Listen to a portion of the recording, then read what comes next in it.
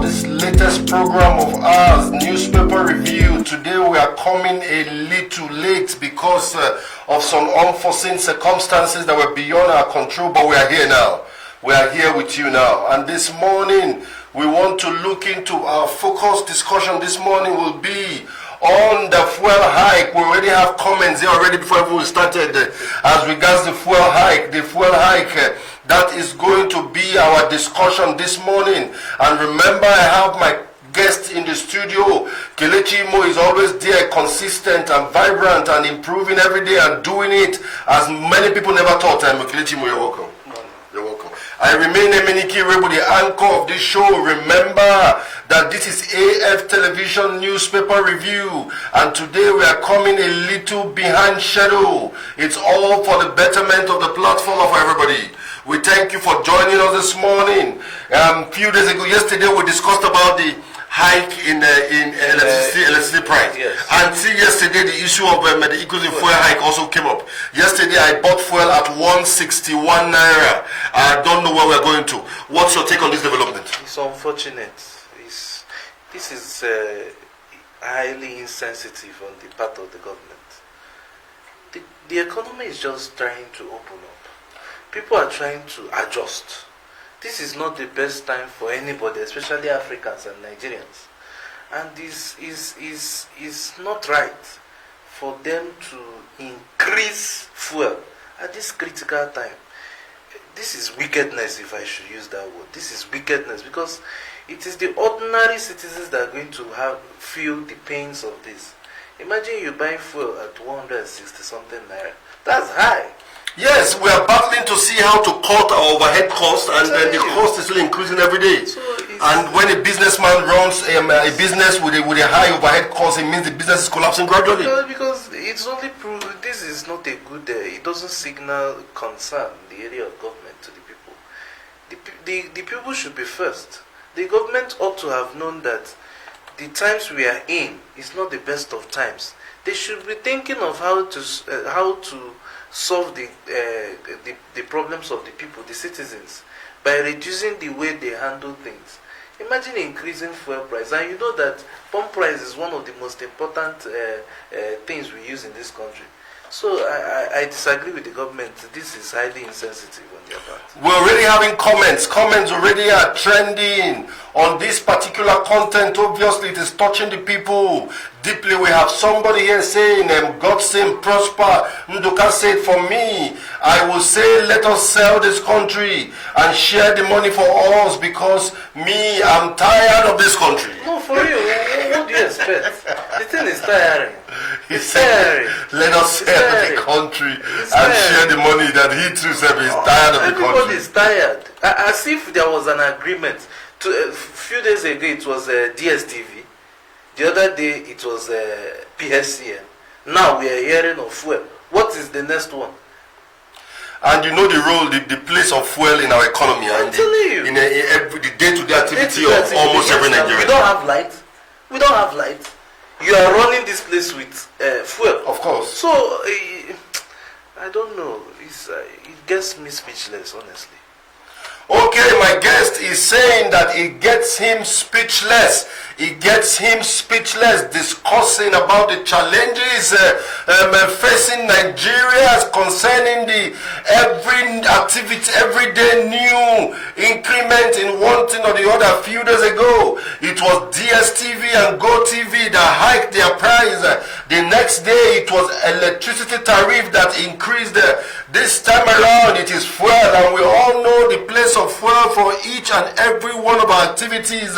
Some people that run businesses use fuel to run their generator. Most times there's no power at home. We use fuel to run generator at home. Almost everything, transportation is linked to that same fuel. So whenever the fuel goes up, every other thing goes up. So obviously we should be expecting everything to go up. Of course, the price of food will go up. Everything will definitely go up. And you know one thing about Nigeria, anything that goes up hardly comes down. Of course. Anything that goes up, yes, hardly comes down. That's the truth. Okay, let us hear from Oji Kelechi Alichi. Said the situation we find ourselves in this country is something that has gone into a critical, appalling, and and detriment stage. A country where its citizens are treated, ruled, and governed like a slave, and that of the military rule. I reserve my comment to further notice. For real. because if the citizens are the concern of the government, they won't make this kind of decision. I wonder what informed them to take this type of decision. This is not the best of times. President Buhari, you are the president of this country, and everybody is looking up to you to make decisions to the best interest of the nation. This is the time I expect the National Assembly to speak. I'm surprised that up till now, the National Assembly have not spoken. This is the best time to, all those people who were elected to speak on our behalf. This is the time This is when to set the committee. Yes, to set a committee to look into this. This cause and which other cause, all the cause to come together and agree on something. 160 something naira at this critical time is not the best. Let me ask you one very critical question. Do you think Nigeria as a nation can work? With the way it's working? No, I don't think so, to be honest. My guest in the studio is also confused. He said he's not sure that this country can work considering the present predicament that the people of the country are going through. He does not see a sight of improvement anytime soon. So we want you to state your comment. What do you think concerning this development we are seeing in our country? We had DSTV hikes a few days ago. We had power holding, whatever they call themselves, electricity hike a few days ago. Now we are having fuel hike just yesterday. Remember that when fuel hikes, that means there will be food hike. There will be hike on almost everything. What they expected this government to be doing is to try to bring that maybe is it a grant or something to give the business owners like you. People like us who are going through because they are going to pay your staff. Of course. You fuel the generator because we don't have light. We have to do this program to inform the people. Yes. So you spend a lot of money. Yes. Other countries, Canada and the rest of them, they are all offering help to the citizens, to small business owners, to help them in this pandemic. And what we are getting in our own country is just the total reverse of what. And you remember that our people have just been recovering from the latest tax this, tax that. Now we are going to. Yes, I want to thank you for joining us on this program. This is AF Television Newspaper Review, and our focal topic this morning is on the fuel hike. Remember that Nigeria is the only country where a citizen provides his security, the citizen provides his power, the citizen provides his water, and at the end of the day, the government will come and collect tax for those things that they did not do. It's unfortunate. This is the only country that will find out. It's unfortunate. It's unfortunate. I am Emeni Kire with the anchor of this show. Let's immediately go and see other trending issues on our platform. We are heading immediately to Edo State. Let's go and see what is happening to Edo State. The Oba of Benin have summoned both Baseki and Yamu. He also summoned Adams to Shomone, and he was making very strong statements during that particular summoning. He's telling them, in this state, you have to assure me that we are going to have peace, that there will be peace in the state. I do not want shooting. I do not want during the election like the one we saw in Edo State in Kogi State. He says the Oba of Benin, Oba Eruwa II, has appealed to politicians involved in the forthcoming election in Edo State to shield their swords and not to turn the state to a laughing stock. The monarch also appealed to politicians to end the violence which has been recurrent in the state in the past few weeks. The Oba, who made the appeal in peace meeting held with top politicians, lamented that the Edo State politics has been in the news recently for the wrong reasons. You see, the Oba of Benin needed to speak at this moment. He needed to call two of them to understand that at the end of the day, Edo State belongs to each and every one of them.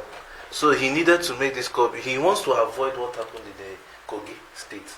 And the Oba is one monarch that even outside Benin Kingdom, that's being respected. So I expect Pastor Yamo and Obaseke to actually heed to the advice of the Edo monarch. And secondly, I watched the video myself, and I saw how two of them hugged each other. But you know, politicians have a way of smiling to the camera, and they go back and fight themselves. But then, since the Oba of Benin has called them to order, I am strongly believe that they will heed to the wise counsel of the monarch. Do we have an Oba or an Eze that could do what Oba of Benin did in Abia State here? No comments. Can we have a traditional ruler? Is there any traditional ruler in the state at the moment that could be seen as non-partisan, that can do what Oba of Benin has done yesterday by calling all the political bigwigs together in his palace and addressing them? Can we have a non-partisan traditional ruler in this wonderful state called Abia State? But you know, I would have mentioned is Madu. But so far, I can't call him. Okay, let us move forward. Let us move forward. That's the most important thing. We are here. Remember that you can drop your comments. You can send your WhatsApp messages. You can send your SMS. The numbers to send out that too is on the screen at the moment. You can see it. Just send all your messages for us to read out on this show. You can also drop your comment on this trend over here. Yes, we are flying live. You can see us live on AF News. We are live on AF News NG on Facebook. AF News on Facebook. You can find us AF News live on Facebook. Once you go to AF News on Facebook, you will see us. We are live there. You can also get us live on Abia Fact newspaper page on Facebook. We are also live there. To connect to us via Twitter, all you need to do is connect us through AF News NG via Twitter and also on Instagram. Let us move directly to see again what is happening. Let us see what's happening again. Let us see what's happening again. We have a news here. Orji Uzor Kalu has everything it takes to be the Nigerian president. By Honorable Chris Aja, he said Orji Uzor Kalu has everything it takes to be Nigerian president. The Abia North APC zonal chairman, Honorable Chief Chris Aja, has described Senator Orji Uzor Kalu as an institution. He further stated that the senator has all it takes to be next president of the Federal Republic of Nigeria, as he has his contacts, as he is connected all over the country and has great supporters. The APC chieftain stated this during an interview session with AF News in Oman. But he didn't lie. That's true. Orji Kalu has been a governor, so in terms of political experience, he has had it. He's currently a senator, and not just a senator, minority chief whip, okay, of the Senate. So, in terms of politics, he is somebody who is popular in the political space. He has the media too. He's also a businessman, not just a local businessman, he's an international businessman. So, in terms of the economy, he understands very well the economy. What is it that we're even looking for in Orji Kalu as a president that he doesn't have? He has the reach. He has businesses both in the north and in the south. Okay, he speaks Hausa fluently. He speaks Yoruba too, and he's also an Igbo man. Okay, so in terms of politics, Orji Kalu is also eminently qualified, as I would say. So my point is, let Southeast organize themselves, and it will be so interesting, and it will be nice if Southeast can just bring up one person, and support that person. Let Southeast organize themselves and support one person. That's what my guest said in the studio. Yeah. That is my guest view and opinion this morning on this show. Let us move further and see if there are other things that are trending that we need to bring to your notice. Even there, you will see that the video of when Chief Chris Aja said what he said is also attached to that news. Remember to follow us on all our social media handles. Remember it and be there with us. Let us go back and see if there are other things we needed to. Let's go back to Edo we are heading back to Edo State. Obaseki refused to debate.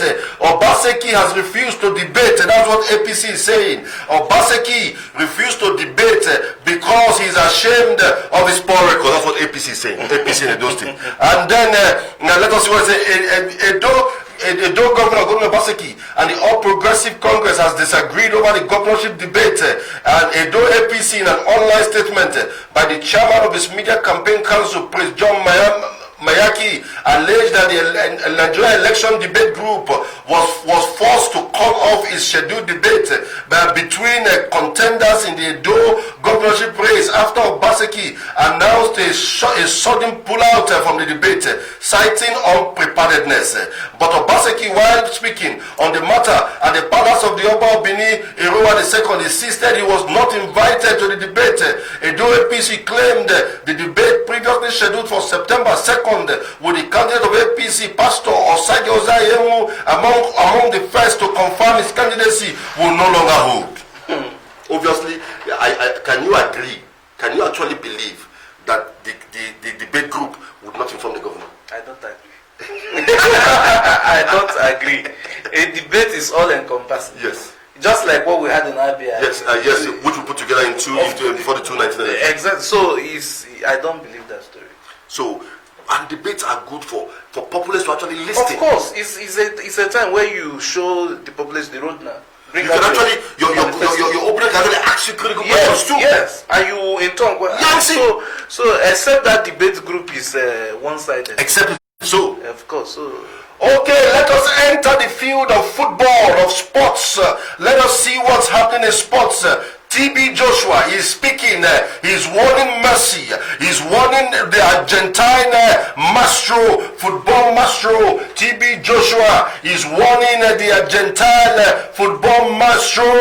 He's warning him. He said, don't leave Barcelona. Don't leave Barcelona. Don't just leave Barcelona. Don't try to walk out of Barcelona. The founder of the Synagogue Church of All Nations, Temitope Joshua, popularly known as TB Joshua, has warned Barcelona Football Club captain Lionel Messi against leaving the club. Don't leave this club. Joshua said this in a post on his official Instagram page on Wednesday. He wrote, it is not good advice for Lionel Messi to leave Barcelona bitter and offended. It is important to establish a healthy relationship with a person who left a previous relationship bitter and offended. This is my candid advice to Messi. History is your boss. He said, don't leave. It's not good to leave upset to another club.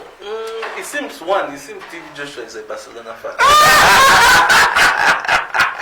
Because this seems to be a styling. Okay, let's move to the international arena.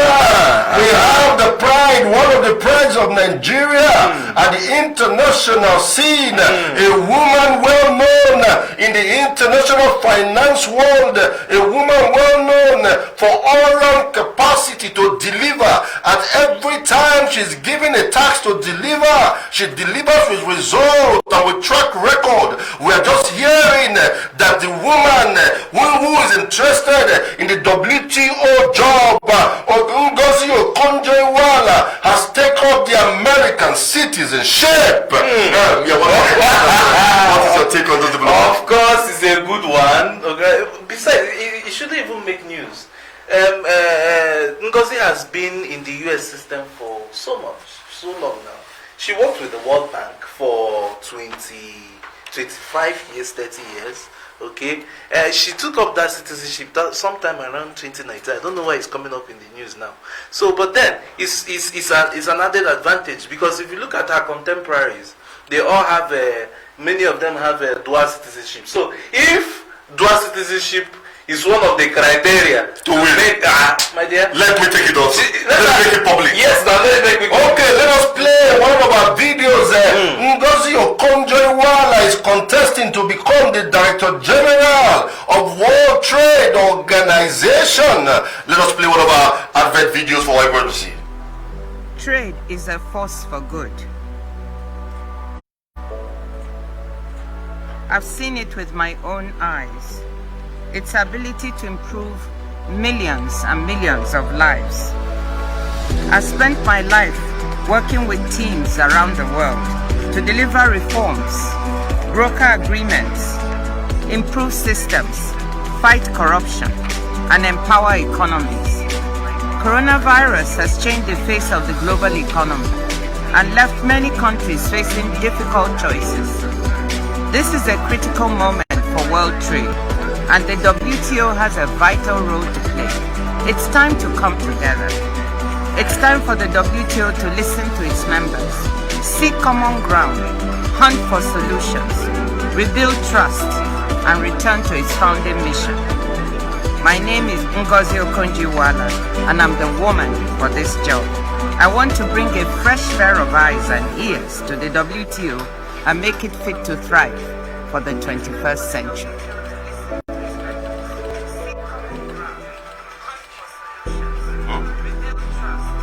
Trade is a force for good. I've seen it. Okay, we want to thank you for joining us back, and we've just heard from Ngozi Okonjo-Iweala. Remember that AF News have adopted her as our candidate too for that job of WTO. We are believing that she's going to emerge victorious anytime soon. And we will celebrate here also. And we know one of our supporters We want to thank you for always being with us on this show. Let us look at some other story that is also trending. Northern lawyers leader reject MBA splinter group. Some northern lawyers and leaders of lawyers from the northern part of the country on Wednesday met with the new president of the Nigerian Bar Association, Mr. Olumide Akpata, and other national officers over the threat by some lawyers from the region to secede from the association to form a new MBA. They said no. All the presidents or chairmen of MBA in all the states in the north came and said no, we are not supporting the splinter group, we are with you. That's a good one. That's a good one. That's a good one. Yes, my guest in the studio, he said that is a good one. That is a good one. That is a good one. That is what they are saying. My guest in the studio is saying that. Let us again go to Edo State and see what Oba Obini Erowa II has said also as regard all his attempt trying to settle the squabble between the former state governor and the former APC national chairman Adams Oshomole and with Adams Oshomole and his what will I call it? Is it his prodigal son? I won't call it his political son. It's political because it's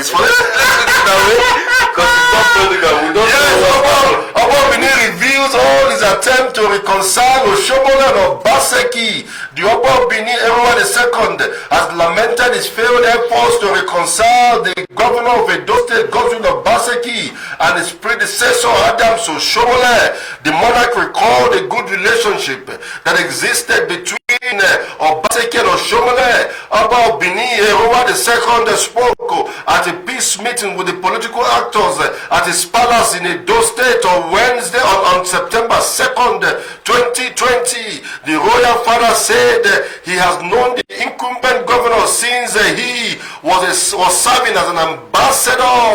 Oba Erowa II said he cannot tell what went wrong that led to the fierce face-off between the two politicians. He said he went even up to seeing the president to intervene, and yet it didn't work. The man obviously did all he can. He can, yeah. So the Oba should just sit and watch them. And watch everything play out. Yes, but all I know is that there should be penalty for anyone who flouts the order of the Oba. The Oba has said there shouldn't be any bloodshed. This election should be free, fair, and credible. Let us not have the Kogi experience in Edo. That is my own. Okay, let us not have the experience of Kogi State, the election in Edo State, but it's looking as though we are going to have a boom election in Edo State, because what we are hearing, you know, if you hear in the north, what you hear is boom, because we have already some militants over here. We don't win the grace. Okay, fire for fire, another fire fire, countering fire. Actor Eze has revealed how Ngige took his father to court. This is problematic again. This matter is becoming more ridiculous. This fight to finish is becoming more precocious. I want you to stay here with us and understand what is happening. The billionaire oil magnate and philanthropist Prince Actor Eze has ordered his media aides to cease immediately, cease replying to the remarks of the Minister of Labour, Dr. Chris Ngige, and his person. He went on to say Ngige and Eze, he said, okay, that's the story with the monarch, okay, that's where he is. Though Eze has replied in Ngige's call that he be banned, he will punish, leading Ngige to launch more attacks. But on Wednesday, Eze instructed his aides to ignore Ngige. He said in a press statement from Eze's media directorate and signed by the billionaire oil mogul himself, he said, I have instructed my media directorate not to further reply or dignify the tyrant from Mr. Chris Nwabeze Ngige, Nigeria's most unfortunate and accidental minister, with a reply or response. He said, for I should not expect respect from he who once dragged his biological father to court. Does that come into this issue, or is it just rough for fight? It's rough for fight, as you say. It's rough for fight, honestly. This is now rough for fight. This is rough for but I think there's a need for both parties to respect themselves. Exactly, because these are leaders in the Igbo land. They should not be seen to be engaged in this kind of activity. It's demeaning. It doesn't make sense. It doesn't make sense. It reduces them, the Of course. Igbo race, and it doesn't really add up at all. It doesn't reduce the Igbo race. Okay, correct. It doesn't reduce us. But it reduces our personality. Exactly. Okay, we are still here with you. Remember, our focus of this discussion is on the increase of fuel price, which has happened recently. Let us see if there are other trending issues that we need you to have a full knowledge about. Let us see if there are other things. Okay, we'll be going back to our main issue while we prepare to round up our show today. Nigerians are crying. Nigerians are pleading to the APC government. They are saying this fuel hike is too much. The people are suffering. The people are troubled. The people are pained. Civil servants are in trouble. The income of the people is suffering because this fuel price. People are crying, and we have it here. Buhari has betrayed the trust of Nigerians to protect them. That's what NLC is saying. We are rounding up our show for today. Newspaper review under AF television, under the platform AF News. You can watch this program live on AF News handle direct on Facebook and Abia Fact newspaper handle on Facebook. You can also follow us on Twitter and on YouTube and on Instagram. All the links to follow us is there on your social media on this handle to see. Let us see what's happening. NLC has criticized the federal government for the increment in pump price of petrol. The NLC chairman, Comrade Ayuba Waba, said 159 naira. Point of correction is 169 naira. That's what I bought, not 151 per liter increment. Was an indictment that the federal government was taking Nigerians for granted. In a statement, Waba said organized labor cannot guarantee industrial harmony in Nigeria. Waba insisted that the federal government has betrayed the trust of Nigerians to protect them. First of all, I will say hallelujah. Nigeria Congress, they have actually made a statement. Okay, please, they should also follow up this statement they've made. If it means, am I encouraging strike? I want to say, if it means a market or strike to make sure that this is achieved, please do so, sir. I'm pleading on behalf of how many million Nigerians now? 200 million. We want to thank you for joining us on this show today. Me and my panel in the studio, we are thanking you for joining us this wonderful morning. We want to say we thank you. Always join us. Always enjoy our program. And at the end of the day, we are sure you'll be better off for it. Thank you and God bless. From me and from my team, Kilichimo. Yeah, I'll say two things. One, considering the hike, Mr. President, His Excellency President Muhammadu Buhari, Vice President Yemi Osinbajo, and members of the National Assembly, please do a review and go take back this decision. It doesn't really work well for Nigerians now. And secondly, to Dr. Ngozi Okonjo-Iweala, we are here for you. And to you, viewers, please support Dr. Ngozi Okonjo-Iweala. Talk about her. Pray for her. She needs your prayer now more than ever. This September is pregnant. A lot of things is going to be revealed about the WTO this September. So please pray for her. The least you could do is to pray for her. She just has to win. Thank you, and thank you, and thank you, and God bless her. Have a wonderful day today.